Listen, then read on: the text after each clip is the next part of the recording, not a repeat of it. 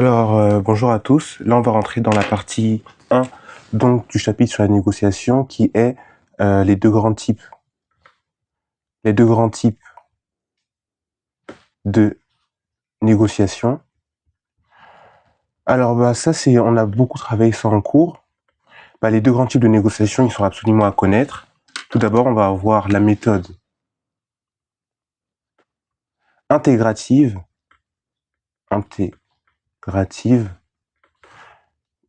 qui va s'opposer à la méthode distributive. Ok? Je vais réécrire ça ici, on va faire un petit tableau. Donc là, j'écris intégrative, intégrative. Et là, ici, je vais mettre distributive. Ok? Donc ça, c'est vraiment les deux grands types de négociations qui vont s'opposer.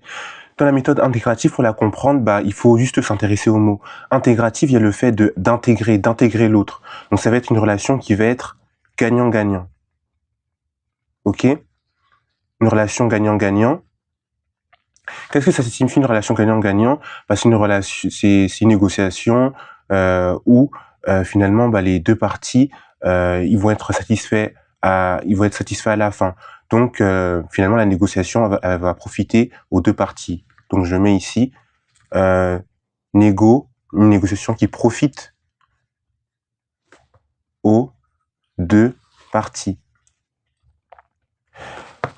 Mais cette négociation intégrative, elle va s'opposer donc à la négociation distributive, où là, finalement, ça va être une relation gagnant-perdant. Gagnant-perdant.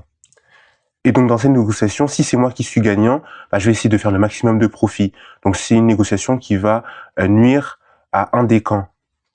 Donc, on peut dire que je vais obtenir un maximum de profit au détriment de l'autre. Au détriment de l'autre. Ok. Maintenant, on aimerait se demander, c'est quoi les méthodes qui nous permettent d'être dans une négociation intégrative. Donc là, j'écris les méthodes. Donc, que dans la méthode intégrative, on essaye d'intégrer l'autre, ce qu'on va faire, c'est qu'on va essayer d'intégrer l'avis de l'autre, son avis, ses besoins, ses réflexions. On va être très à l'écoute dans ce type de négociation. Et notre but, ça va être tout simplement de créer une relation de confiance. Et là encore, ça va s'opposer à la méthode aux méthodes de la négociation distributive, où là, on va être dans le rapport de force. On va être dans le rapport de force. La prof, elle parlait du cas un peu de la négociation à la russe, où eux, ils sont vraiment dans le rapport de force, ils sont durs dans la négociation. Donc là, j'écris rapport de force. Ils sont dans le rapport de force. Donc ils sont basés sur la rivalité, sur la compétition. Ils vont essayer d'utiliser des tactiques pour dévaloriser ou déstabiliser l'autre camp.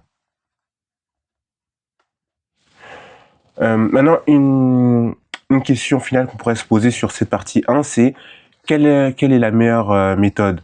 Ça, en fait, ça va dépendre de la culture, des objectifs qu'on a, du contexte. Donc, meilleur, est-ce qu'il y a vraiment une meilleure? On peut se poser la question. Ça, on a dit, ça dépend des objectifs, ça dépend de la culture, des objectifs, du contexte, etc. Mais quand même, généralement, on va préférer, on s'en doute bien, la méthode intégrative, parce que elle permet de créer une relation durable. Et dans le business, c'est très intéressant de pouvoir créer une relation durable, tout simplement avec ses partenaires. Voilà.